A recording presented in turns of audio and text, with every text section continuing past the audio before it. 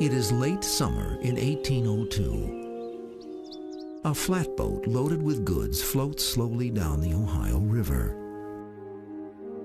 Stretching more than 1,200 miles, the Ohio is the trade route linking the American East, the French-held port of New Orleans, and the Spanish territory west of the Mississippi. In between is a no-man's land of isolated frontier settlements. The boat enters an especially dangerous stretch, a place along the Kentucky shore just above the Cumberland River. A navigation guidebook of the day warns of treacherous waters filled with unseen shallows and snags. On the Ohio's right bank, you may find persons who are sometimes employed to pilot boats through this serpentine channel. It is better to pay $1 or $2 for this purpose than run the risk of grounding. But there is one danger the book fails to mention. On the west bank, a cavern comes into view. It is known as one of the river's natural wonders, called by the French Caverne dans le roc, cave in rock. On this day, however, it has a new name, scrawled on a makeshift sign: Wilson's Liquor Vault and House of Entertainment. Cave in Rock became, in many ways, like Hole in the Wall was in the period of the later Wild West out in Wyoming, a place where wild and desperate men congregated, and a large band of outlaws sort of loosely joined together and there could find sanctuary, and always was a great and favored sort of place of recreation. Many boats drop anchor on the cave's small beach. Some seek only a guide or merely to replenish their supplies. But others are drawn by rumors of the cave's more sordid entertainments: a gambling den and brothel. The unwary who visited that place of entertainment often found themselves entertained in ways they hadn't anticipated. The Ohio can be a perilous river. Many boats start down to New Orleans. Some never arrive. Storms are blamed, or hostile Indians. The hired boatmen who disappear with their cargoes are suspected of being thieves. So far inland, few think to attribute the losses to pirates, and there are no survivors to argue the point. People wonder why we talk about pirates at Cave in Rock when it's hundreds of miles away from the ocean. But under English law, acts of piracy could be on the open sea, or they could be on rivers. And what was happening at the cave certainly fit the definition of piracy. In fact, if you were a victim, it didn't matter if it was Pirates of the Caribbean or the pirates at Cave in Rock. Either way, you likely faced a watery grave. Within a year, the American government will negotiate the Louisiana Purchase, obtaining huge tracts of open land from France. And during the half-century they are in operation, flatboats will bring an estimated 1 million travelers down the Ohio River. Not only did the rivers carry merchants with their goods down to New Orleans, but of course, thousands of travelers journeyed on the rivers on their flatboats, heading down to the western settlements, going to find a new life. The very nature of their kind of travel and the transient nature of their life meant that people back east didn't expect to hear from them again for a long time. So their disappearance would simply not be noted. The flatboat, the most popular form of transportation in the decades before the steamboat, proves a perfect target. Most are little more than unwieldy, oversized rafts. Carried by the current, they are designed to go only one way. Once a flatboat is launched, there is no going back. The entire possessions of a family were on that flatboat, and so it was an attractive target for river pirates. Perhaps if it was a family, they'd seize the women and take them to the cave in rock for their immoral purposes. It was an evil time on this stretch of the river. The pirates develop a range of attack strategies.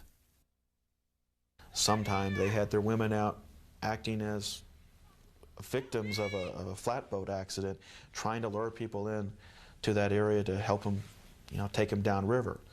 The only trouble is as soon as you got close to the cave, that put you at risk of being attacked. But not all the attacks are on water. Running through deep woods and isolated wilderness are trails bringing travelers to the banks of the Ohio and the Cumberland rivers, where ferries are the only route to cross from one state to another.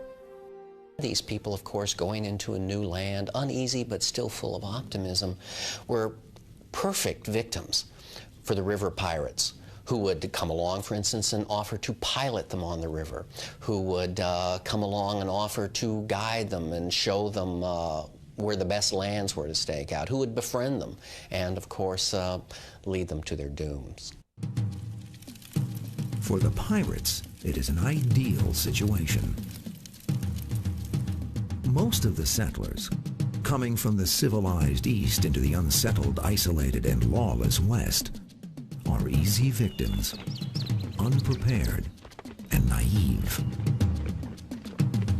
And the river route itself was a wild and lawless territory. American settlement hadn't reached it, and the river itself was not controlled by the Spanish, certainly not by Spanish soldiers or Spanish law. Even the honest settlers in the region do little to raise the alarm. The outlaws and the brigands on the western rivers worked in conjunction with the ferry boat operators, with folks who ran the wayside inns. These individuals provided a market for their stolen property.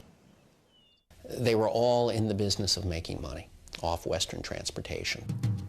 This permissive atmosphere, where thievery was expected and the occasional rape or murder could be overlooked, is an open invitation to outlaw gangs.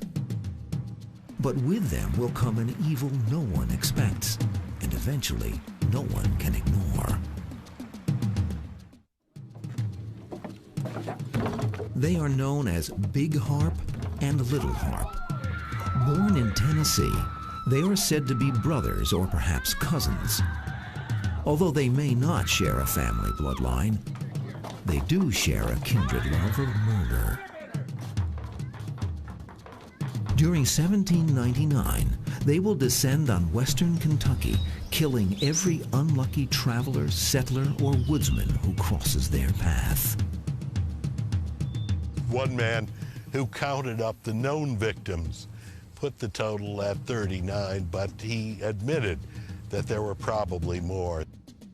The classic technique for the Harpes was to take a body, remove the entrails, put stones in the body cavity, and sink it in a river so that not all of those bodies were found.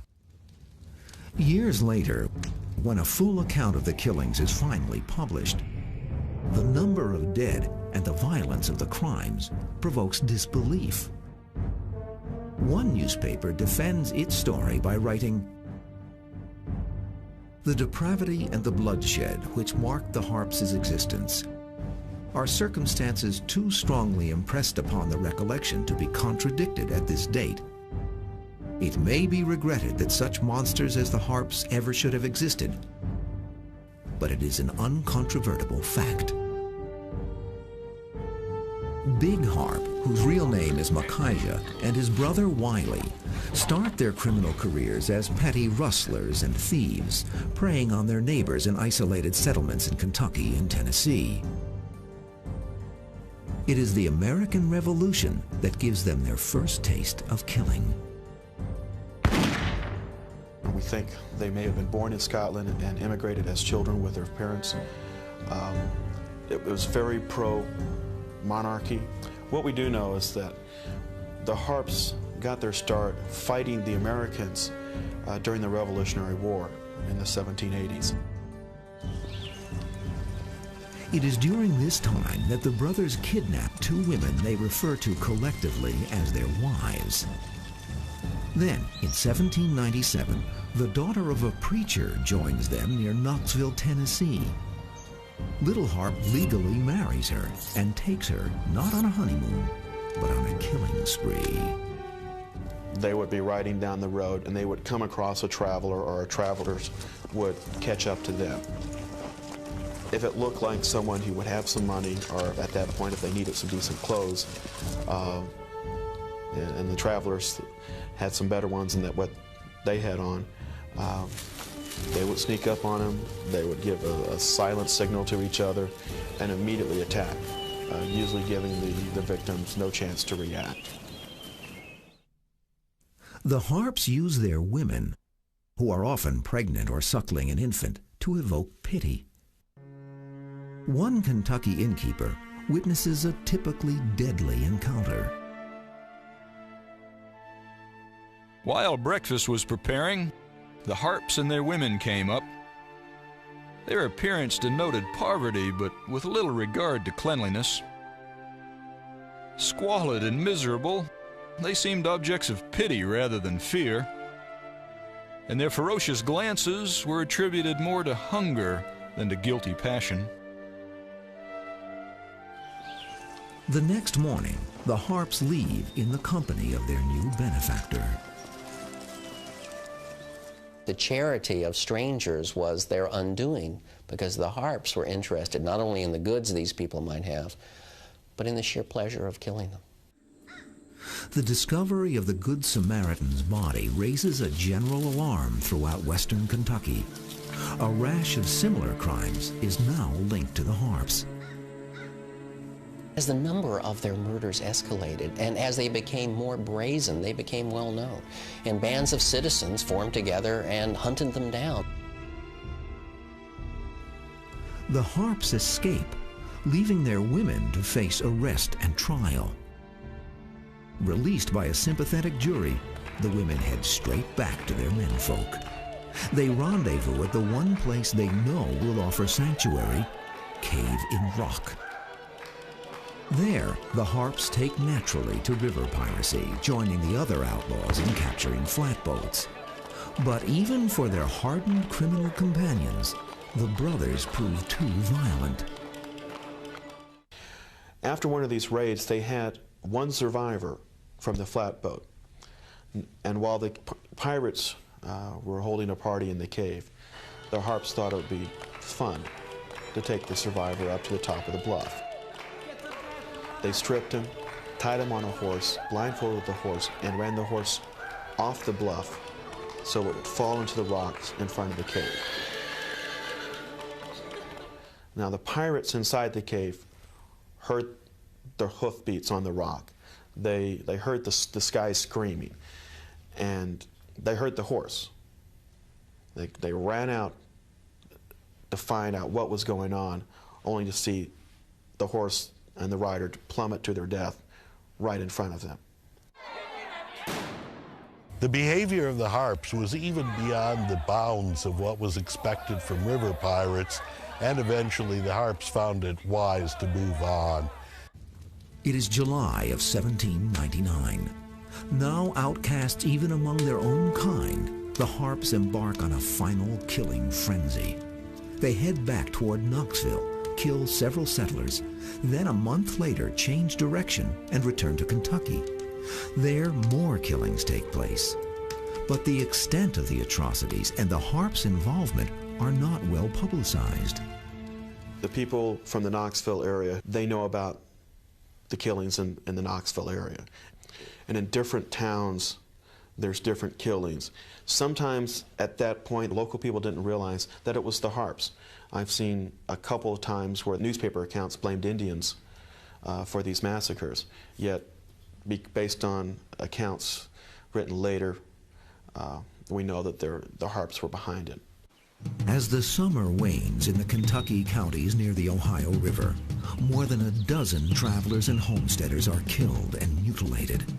Robbery is not the motive. Often nothing is taken from the victims but their lives. They killed for the joy of it. like a cat toying with its prey. They enjoyed it. They did it quickly, they did it efficiently, and usually they didn't waste powder and lead. So the tomahawk, the knife, was what they used. And with children, of course, and they were great child killers, strangulation, or a handy tree against which a child's head could be bashed, was the way they operated. The killings intensify. An entire family is wiped out. An 11-year-old boy is killed. The only thing taken from him is his shoes. In response, the Kentucky governor posts a reward for the Harpes' capture.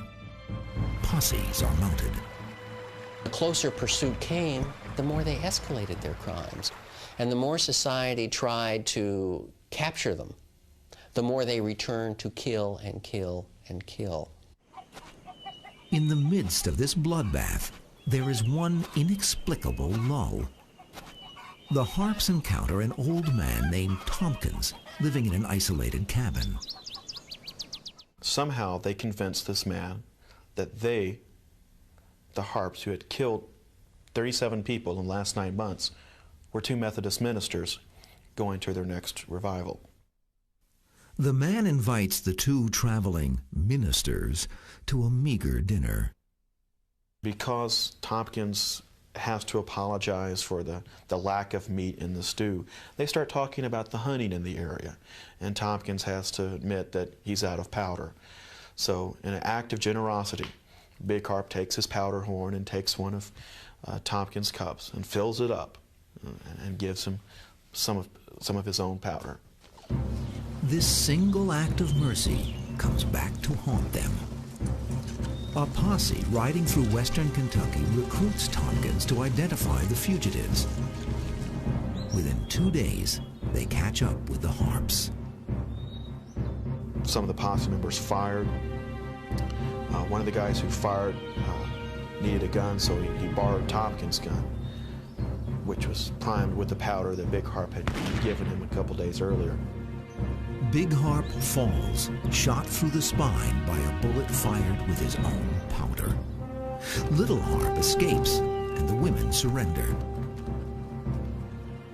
The posse takes its revenge on Big Harpe.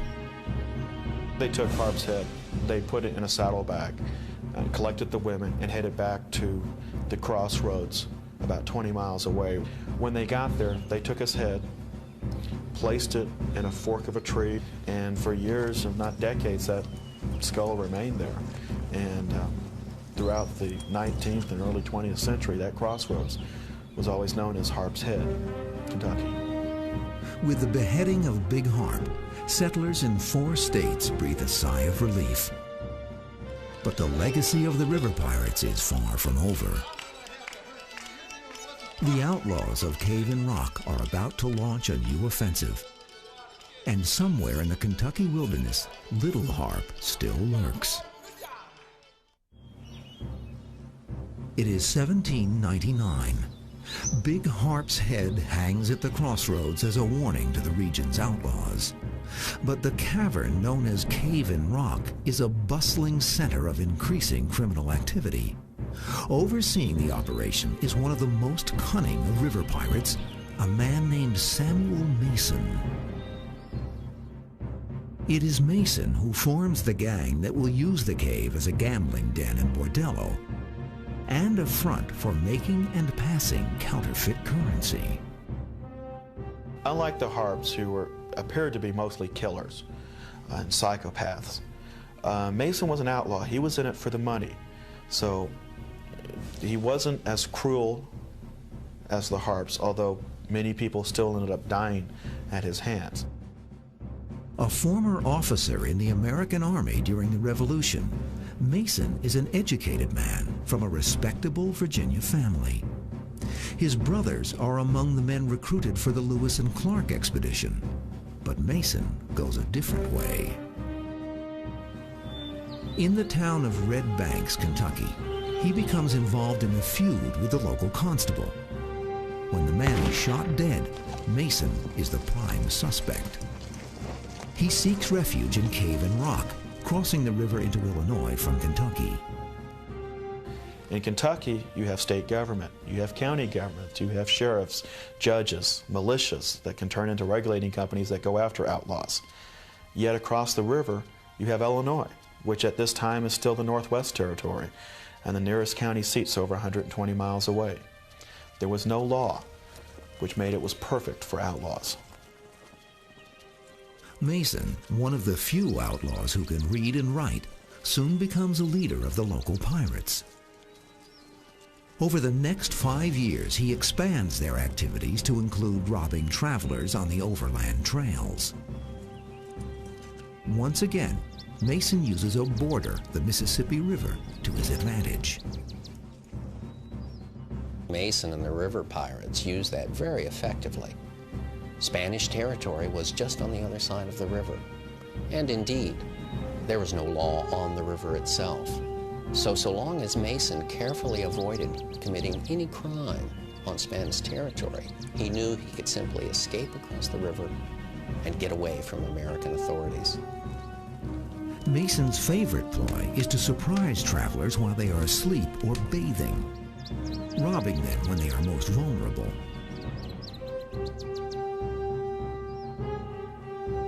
Yet he often leaves his victims with a horse and even a gun to see them safely out of the wilderness. Mason also takes pains not to antagonize the American government. His gang allows the mail to go through unmolested. Mason himself even strikes up a friendship with the territorial mail carrier, John Swaney. The man later recounts their conversations. He said no mail carrier need fear being molested by him and his men, for mail was of no value to them, and he did not desire to kill any man, for money was all he was after. Mason seems to enjoy his notoriety as a gentleman robber. He frequently asks Swaney for reports on what is being said about him by the public. Mason's refusal to engage in slaughter was his undoing, in the sense that there were many witnesses against him, and his exploits became common in the newspapers of the day. And like every bank robbery in the West would be blamed on Jesse James, so indeed, in this time, every sunken flatboat on the Mississippi obviously was the work of Mason and the river pirates, and every waylaid traveler on the Natchez Trace was to be the work of Mason and his gang of brigands. Mason was a very active criminal, but no man could have engaged in the level of criminality that was laid at his door. In 1802, the governor of the Mississippi Territory places a reward on Mason's head worth nearly $10,000 in today's market. Only one other man rates such a princely amount: the outlaw wily Little Harpe, who is still in hiding after his brother's death 3 years before. The governor's offer of a reward comes with a warning. These men must be arrested. The crimes of Harpe are many and great. Mason is nearly as celebrated. As long as these sons of murder are permitted to rove at large, we may expect daily to hear of outrages upon the lives and property of our fellow citizens. The promise of money mobilizes local bounty hunters and posses. Even the Spanish authorities, who for so long gave Mason refuge, agree to extradite the gang leader when he briefly falls into their hands. Denied his usual asylum, Mason escapes and disappears into the Kentucky backwoods. For a time, Mason eludes the bounty hunters. Then, two men catch up with him. They are members of Mason's own gang, a man named John May and a recent recruit called John Seton. Unlike the authorities, they knew where the hideouts were. They knew who the folks were along the road who had assisted Mason. They knew who the fences were for the goods that Mason had stolen. And so they knew exactly where to go and get him. Mason, misled by the friendly greeting of his former cohorts, lets his guard down.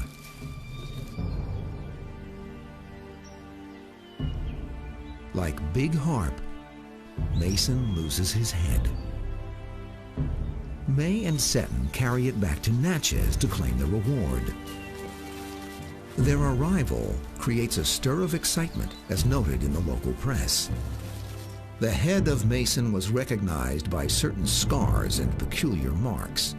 Some delay, however, occurred in paying over the reward, owing to the slender state of the treasury.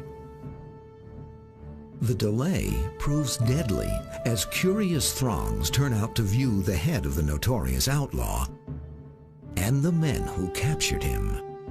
Seton now is the hero of the hour. But now that he's a hero, folks are starting to look at him, and there's just something familiar about him. The man who has come to claim the reward is not John Seton. He is quickly identified as none other than the notorious Little Harpe, who disappeared when his brother Big Harpe was killed. Little Harpe is, of course, hanged, and then he's decapitated just like his brother had been, and his head placed upon the road as a warning to other land pirates and river pirates and outlaws. And indeed, just like his brother's head wound up on that road far to the north, so now his head would stand as a symbol that law was coming to the west.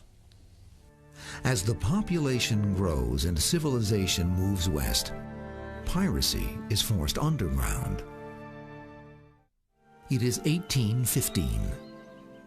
Civilization has come to the land where the Illinois, Kentucky, and Indiana borders meet, down a highway known as Ford's Ferry Road. A prosperous community now occupies the area just south of the once notorious cave in rock. No longer is the cavern a center of lawlessness. After the death of Samuel Mason and Little Harpe, some 10 years before, the gangs of roving pirates seem to have dispersed. Or have they? By the death of Mason and some of the other major river pirates in 1804, 1805, the outlawry on the frontier there around Cave and Rock continued, but it didn't necessarily continue out in the open like it had been. As local governments organized and you had a court system set up, the outlaws had to change their tactics. And what they did, they simply became the law. So the heads of these gangs were also the ones who were serving as judge, or serving as sheriff, or constable, or justice of the peace. One such man is James Ford, the local justice of the peace in Livingston County, Kentucky, and the owner of the local ferry service. Ford's Ferry, right on the Ohio River, not far from where we're standing, is a place where travelers were appraised for the sum of their worldly goods, and quite often they'd be set upon after they crossed the river. The proprietor, James Ford, had improved routes for about 12 miles in both directions on the Illinois and Kentucky side. But Ford does not report any problems with outlaws. Some say because they are members of his own family. And what he did, he simply used his sons, he used his brothers-in-law, and the gang might be based at Ford's Ferry. But as far as James Ford himself, well, he lived downriver. He was in a different area. He wasn't connected to that. In a time where only travelers and outlaws cross the river on a regular basis, Ford and his gang have a seemingly legitimate reason to do so. Ford shows up in the area as a ferry operator, as a militia captain, as a salt operator, as a tavern keeper, and he's active both in western Kentucky and across the river in Illinois in the area of the Cave and Rock. Because he was a prominent person and a well-to-do businessman, people did not see him as an outlaw, at least not initially. Ford's men patrol the woods along the ferry road, keeping a watchful eye out for prosperous-looking travelers. Because the Ford's Ferry gang was a modern criminal type of syndicate, it had men stationed everywhere. And as a prospective target approached, word would be spread up and down the trail. Look out for this particular person, or look out for this particular wagon train. So they would be ready to attack them. A casual conversation yields everything the outlaws need to know. Where the travelers are going, what prospects they have, how much land they hope to buy. The indigent are sent on their way. The rich and the unlucky are directed to a place on the Illinois side known as Potts Inn. About 10 miles north of Cave and Rock, of the ferry, is a large hill. That hill's known as Potts Hill. There is a stream comes out of the rock formation there, and people would stop there and water their horses. At an early date, Potts has built an inn at that site for these travelers. Ford has his tavern and ferry house on one side. Squire Potts had his on the Illinois side. In between was a very dangerous no man's land, especially if you looked like you were weak, vulnerable, and had a lot of money. The owner was a business associate of James Ford, and some say something more. The man at Potts Inn, Mr. Potts, was a justice of the peace, but he was also a character that is associated with these assaults on travelers coming down the road. The legends state people would cross at Ford's Ferry. The ferryman would get word up to Potts that here's someone that need to go. So if Ford didn't do the job on the Kentucky side, or his gang, Potts would finish it in Illinois. Potts would welcome them at his inn and invite maybe the man of the family or one of his victims out with him to go to the spring and get some water. While admiring his all-weather spring, he would knock him over the head and kill him right there. The only thing that remains is to dispose of the body and divide up the traveler's possessions. There is a cut of the take, some say, for Ford, Potts, and whichever gang member made the profitable referral. Although no charges are ever brought against the Potts, their alleged method of murder is whispered about for years. One story, perhaps a legend, concerns the couple's young son, Billy, a member of the Ford's Ferry gang. The Potts Inn story is this. The innkeeper had been perpetrating murders at this inn for many years. His son became a co-conspirator and a murderer and robber and was doing the same thing. But he got caught on the highway one day by some farmers, saw him doing one of his acts, and had to leave quickly, and he left this part of the state. Several years go by. Billy Potts builds a fortune through more legitimate pursuits. One day, he decides to pay a surprise visit to his family. He put on new clothes, had much money, had a fine horse, and a big beard that his own father and mother did not recognize him. When Billy Potts stops to take a drink at the spring, he is given the same welcome as any wealthy traveler. The parents rob the body, take him out to the field and bury him in a shallow grave. The next morning, some of Billy's old friends come looking for him.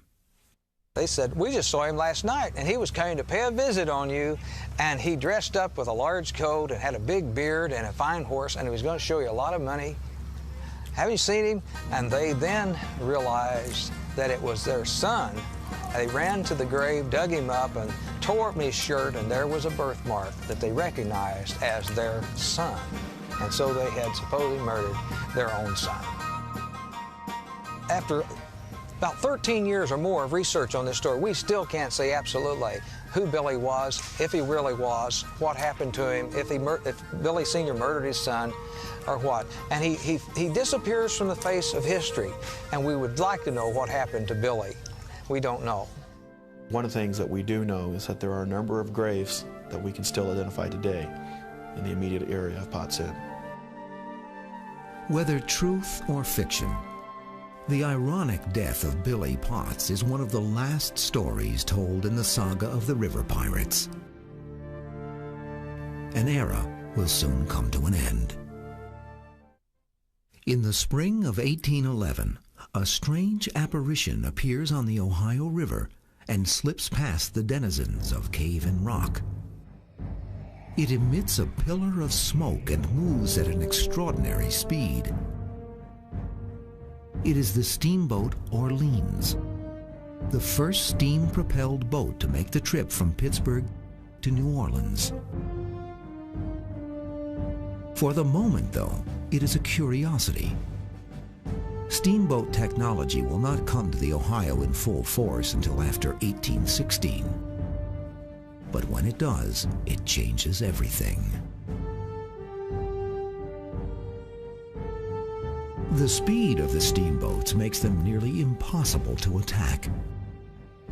And they bring far more passengers than any gang of pirates can handle.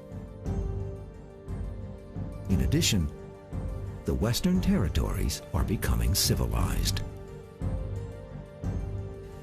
After the Louisiana Purchase, when America could establish civil government on the west side of the river that would go after outlaws, that discouraged the whole era of river pirates.